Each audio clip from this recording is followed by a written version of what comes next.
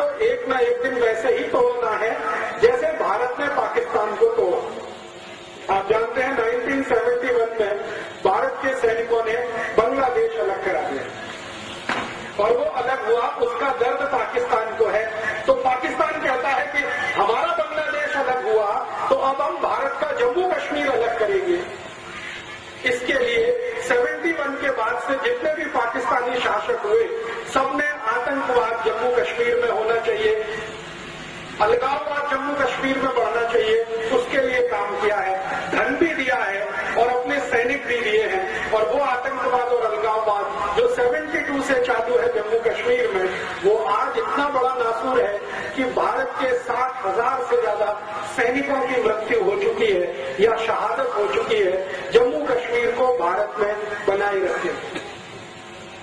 जम्मू कश्मीर भारत में रहे उसके लिए संविधान हमारे देश में बदल दिया गया। एक आर्टिकल डाला गया 370 जो दुनिया के किसी संविधान में आपको नहीं मिलेगा। उस आर्टिकल के आधार पर जम्मू कश्मीर को एक देश का दर्जा दिया गया है। आप जानते हैं भारत का सुप्रीम कोर्ट कोई भी फैसला सुनाए जम्मू कश्मीर में वो लागू नहीं होता। भारत की संसद में कोई भी कानून बनाया जाए वो जम्मू कश्मीर में लागू नहीं होता। हमारी संसद जब कानून बनाती है उस कानून का पहला पन्ना आप पढ़ें, ड्राफ्ट जिसको कहा जाता है, उसमें पहले ही वाक्य में लिखा जाता है accept in Jammu and Kashmir. ये कानून बनाया जा रहा है जम्मू कश्मीर को छोड़कर। हमारी संसद ने आजादी के बाद ऐसे हजारों कानून बनाए हैं जो आपके ऊपर लागू है, मेरे ऊपर लागू है, लेकिन जम्मू कश्मीर पर लागू नहीं है वो कानून। उनके कानून उनकी संसद में, जिसको वो असेंबली कहते हैं, वहां बनते। और आप जानते हैं बहुत साल तक तो जम्मू कश्मीर के मुख्यमंत्री को सदर रियासत बोला जाता था, माने जिसको हिंदी में प्रधानमंत्री कहते हैं। उनका झंडा अलग है, भारत का झंडा अलग है। उनका कानून अलग है, भारत का कानून अलग है। उनका संविधान अलग है, भारत का संविधान अलग है। फिर आप बोलिए कि Jammu Kashmir is the integral part of India, ये दुनिया का सबसे बड़ा झूठ है। वो हमारा झंडा नहीं मानते, वो हमारा संविधान नहीं मानते, वो हमारा कानून नहीं मानते, फिर हम कहें कि जम्मू कश्मीर भारत का अभिन्न अंग है। ये किसको मूर्ख बनाने के लिए कह रहे हैं? आपको सुनकर हैरानी होगी कि भारत की सरकार आपके लिए कोई भी खर्चा करे तो उसकी पाई पाई का हिसाब controller and auditor general of India रखता है, लेकिन जम्मू कश्मीर पर हजारों करोड़ रुपए हर साल खर्च होता है, उसका हिसाब किसी के पास नहीं। मैंने बहुत बार सीएजी को चिट्ठी लिखा कि जम्मू कश्मीर पर पिछले 60 साल में हमने जो खर्चा किया है उसका मुझे क्लासिफिकेशन चाहिए, डिटेल चाहिए। सीएजी कहता है कि मेरे पास नहीं है। फिर हमने फाइनेंस मिनिस्टर को कहा तो फाइनेंस मिनिस्ट्री से उत्तर मिला कि जम्मू कश्मीर का हिसाब दिल्ली में नहीं रखा जाता, वो जम्मू कश्मीर में रखा जाता है। फिर जम्मू कश्मीर को पत्र गया हमारा, वहां से वापस आ गया कि ये हिसाब हम किसी भी भारतवासी को बताने के लिए मजबूर नहीं। मेरी चिट्ठी मेरे पास है। वो मानते नहीं कि भारत का अंग है, हम जबरदस्ती कहते हैं कि ये भारत का अंग है। पाकिस्तान वहां आतंकवादी भेजता रहता है, खुराफात करता रहता है, उनके लिए पैसा उपलब्ध कराता रहता है। अब आप सोचेंगे कि पाकिस्तान में इतना दम है कि वो 60 साल से आतंकवादियों को भेज के पैसा खर्च करके इसको चलाए रख सकता है, तो आप सुनकर ताज्जुब करेंगे। पाकिस्तान की दम नहीं है ये सब करने की। पाकिस्तान को ये सब करने के लिए अमेरिका उकसाता रहता है। अमेरिका है जो पाकिस्तान को पैसा भेजता है, वो पाकिस्तान पैसा जम्मू कश्मीर में भेजता है और वो लश्कर-ए-तैयबा, जैश-ए-मोहम्मद, हरकत-उल-अंसार, हिजबुल मुजाहिदीन जैसे खतरनाक संगठनों को पैसा मिलता है और वो पैसे से सारे देश में बम ब्लास्ट होते हैं, जम्मू कश्मीर में तो होते हैं। आपको सुनकर हैरानी होगी, जम्मू कश्मीर में जितने आतंकवादी संगठन है उसमें काम करने वाला एक भी आतंकवादी जम्मू कश्मीर का नहीं है, वो सब विदेश से आए हुए हैं। भारत की आर्मी कहती है कि कुछ 1500 से 2000 आतंकवादी जम्मू कश्मीर में, वो सब पाकिस्तान से आए हैं, अफगानिस्तान से आए हैं या कहीं दूसरे देश से आए हैं और पैसे पर काम करते हैं। और हमारी सरकार भी की कैसी विचित्र है। जम्मू कश्मीर में एक संगठन है जिसका नाम है हुर्रियत कॉन्फ्रेंस। ये छोटी छोटी पार्टियों का एक बड़ा समूह है। इस हुर्रियत कॉन्फ्रेंस में एक आदमी है, उसका नाम है यासीन मलिक। कभी आपने उसका चेहरा अगर टीवी पर देखा हो तो इतना दुबला पतला सींगिया हड्डी का आदमी है कि आप फूंक मारो तो उड़ जाए। मैं सच कह रहा हूं। अगर कोई अच्छा खासा हिंदुस्तानी उसको एक झापड़ मार दे तो जमीन पर 3 पलटियां खाए, इतना कमजोर आदमी है। उसको भारत सरकार ने सुपर हीरो बना रखा है। क्यों? भारत सरकार जब भी बातचीत करती है तो यासीन मलिक से बातचीत करती है, और इस चक्कर में अखबारों में नाम आता है, टीवी पे नाम आता है, वो चर्चा में चढ़ता ही चला जाता है। वो चर्चा अमेरिका तक जाती है तो अमेरिका से सीधे पैसा उसको आना शुरू हो जाता है। आप पूछेंगे जी अमेरिका को क्या इंटरेस्ट है? भारत का जो जम्मू कश्मीर है ये अमेरिका को चाहिए, पाकिस्तान के लिए तो ये बेकार का है। मैं आपको सच बात बताऊं, क्योंकि पाकिस्तान ने जो पाक ऑक्युपाइड कश्मीर ले रखा है उसी को वो संभाल के नहीं रख पा रहा है। जम्मू कश्मीर को क्या है? ये अमेरिका को चाहिए जम्मू कश्मीर। क्यों? जम्मू कश्मीर की सीमा से चीन की सीमा लगी हुई है और अमेरिका और चीन का पुराना झगड़ा है।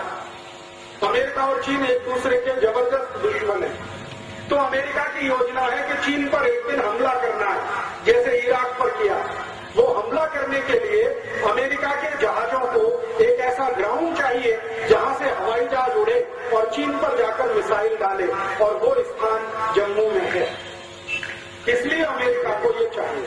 तो अमेरिका बंदूक चला रहा है पाकिस्तान के कंधे पर रख के, और ये बंदूक है कि जम्मू कश्मीर भारत से अलग हो जाए, पाकिस्तान संभाल नहीं पाएगा, पाकिस्तान ये अमेरिका को दे देगा, अमेरिका फिर वहां सैनिक अड्डा बनाएगा और वो सैनिक अड्डा एक दिन चीन के खिलाफ काम आएगा। ये है राजनीति। अब आप बोलेंगे जी अगर ये राजनीति चल रही है भारत को बर्बाद करने के लिए, तो आप पूछेंगे जी हम क्या करें, आप क्या करें? मैं आपको एक विनम्र निवेदन करने आया कि आप क्या कर सकते हैं इस पूरी राजनीति को सारे देश से खत्म करने के लिए और जम्मू कश्मीर को सच में भारत में वापस लाने के लिए। अगर आप कुछ कर सकते हैं तो जानते हैं क्या? आप में से जितने भी नागरिक यहाँ खड़े हैं कभी भी जम्मू कश्मीर घूमने के लिए मत जाइए। आप परेशान हो जाएंगे ये सोचकर। आप कहेंगे जी दुनिया का सबसे बड़ा स्वर्ग है, दुनिया का सबसे खूबसूरत स्थान है, हम जिंदगी भर पैसा कमाते हैं बचाते हैं, जम्मू कश्मीर घूमने जाएंगे। और राजीव दीक्षित बोल रहा है कि जम्मू कश्मीर घूमने मत जाइए। मैं ये बात पूरे जम्मू कश्मीर का 4 बार प्रवास करने के बाद कह रहा हूं। 4 महीने में जम्मू कश्मीर में रहा, मैंने जो देखा वो आपको मैं बता रहा हूं। आप यहां से यात्री और पर्यटक बनकर जब जम्मू कश्मीर जाते हैं तो आपके ऊपर सबसे ज्यादा टैक्स जम्मू कश्मीर की सरकार लगाती है, जो भारत में कभी नहीं लगता। वो सारे के सारे टैक्स का पैसा कुछ हाथों से होता हुआ आतंकवादियों तक पहुंचता है। सरकार में उनके आदमी बैठे हुए आतंकवादी। आप जानते हैं थोड़े दिन पहले हमारे भारत में जम्मू कश्मीर के एक आदमी को फांसी की सजा हुई है, उसका नाम है अफजल गुरु। ये कश्मीर का है और इसने भारत की संसद पर हमला करने का पूरा प्लान बनाया था। सुप्रीम कोर्ट ने उसको फांसी की सजा दे दी है, लेकिन उसको फांसी अभी तक नहीं हो रही है। कारण समझते हैं? उस अफजल गुरु को बचाने वाले सरकार में बहुत बड़े बड़े लोग बैठे हैं। और थोड़े दिन पहले तक हमारे भारत में एक ऐसा माहौल बनाया गया कि अफजल गुरु की जो फाइल है वो डॉक्टर एपीजे अब्दुल कलाम ने रोक रखी है। डॉक्टर अब्दुल कलाम ने रिटायर होने के बाद जो पहला स्टेटमेंट दिया वो ये कि मेरे पास आज तक अफजल गुरु की फाइल आई ही नहीं, रोकने का तो प्रश्न ही नहीं। तो कहां है वो फाइल? वो फाइल भारत सरकार के गृह मंत्रालय में है, जिसका मंत्री है शिवराज पाटिल, उसके पास वो फाइल है। राष्ट्रपति तक भेजी नहीं गई, क्योंकि भेज दी जाती साइन हो जाता, फांसी हो जाती। तो अफजल गुरु को बचाने वाले लोग भारत के गृह मंत्रालय में गृह मंत्री की हैसियत में है। आप किस आतंकवाद को कुचलना चाहते हैं इस देश में, जरा सोचिए। मेरा कहना बहुत स्पष्ट है कि आतंकवादियों की मदद करने वाला ही अगर गृह मंत्री है इस देश का, तो कौन से आतंकवाद से आप लड़ना चाहते हैं इस देश में? शिवराज पाटिल के पास फाइल है अफजल गुरु की, और वो फाइल वो आगे बढ़ने नहीं दे रहा है क्योंकि अफजल गुरु को फांसी होगी, और वो फांसी होनी नहीं चाहिए। क्यों? क्योंकि अफजल गुरु एक ऐसे समूह का सदस्य है जो आतंकवाद के नाम पर भारत सरकार से पैसा लूट रहा है और जम्मू कश्मीर के नेताओं को बांट रहा है। एक बहुत बड़ा कॉकस और सिंडिकेट बना हुआ है। दिल्ली सरकार से हजारों करोड़ रुपए जाता है जिसका कोई अकाउंटिंग नहीं है। मैंने आपसे कहा वो अफजल गुरु जैसे लोगों के हाथ में ही पहुंचता है, और वो फिर जम्मू कश्मीर के मुख्यमंत्री से लेकर तमाम दूसरे मंत्री और अधिकारियों में बढ़ता है। वो सारा पैसा आतंकवाद रोकने के नाम पर जाता है। और हम उसमें कैसे मदद करते हैं? हम जम्मू कश्मीर घूमने चले जाते हैं, घूमने में जितना पैसा आप खर्च करके आते हैं वो जाने अनजाने आपका पैसा किसी न किसी तरह आतंकवादियों के हाथ में पहुंच जाता है, क्योंकि सरकार में उनके लोग बैठे। मैंने एक दिन सोचा कि आर्मी जब युद्ध लड़ती है तो उसका पहला टारगेट होता है कि दुश्मन की सप्लाई लाइन काटो, तब युद्ध जीतते।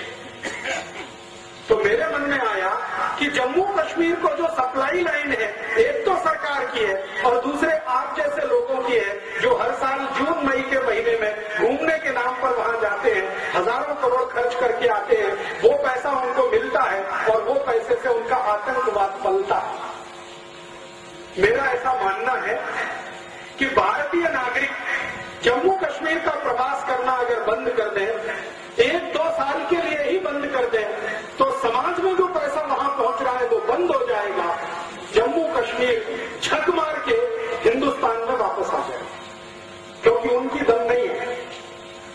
आप पैसा देना बंद कर दीजिए, और ये तभी संभव है जब आप जम्मू कश्मीर में घूमने के लिए जाना बंद कर दें। हर साल लाखों करोड़ों हिंदुस्तानी वहां जा रहे हैं, और वहां एक बड़ा मंदिर है वैष्णो देवी का, वहां मत्था टेक कर आ रहे हैं। करोड़ों रुपया उस मंदिर को दान में जा रहा है, और वो वैष्णो देवी जी का श्राइन बोर्ड है, वो पता नहीं कहां पैसा खर्च कर रहा है, आपको कुछ मालूम नहीं। मेरी आपको विनती है, माता जी की पूजा करनी है, दुर्गा माता की तो हुगली में भी है, वैष्णो देवी में ही क्या है? हुगली में भी पूजा हो सकती है।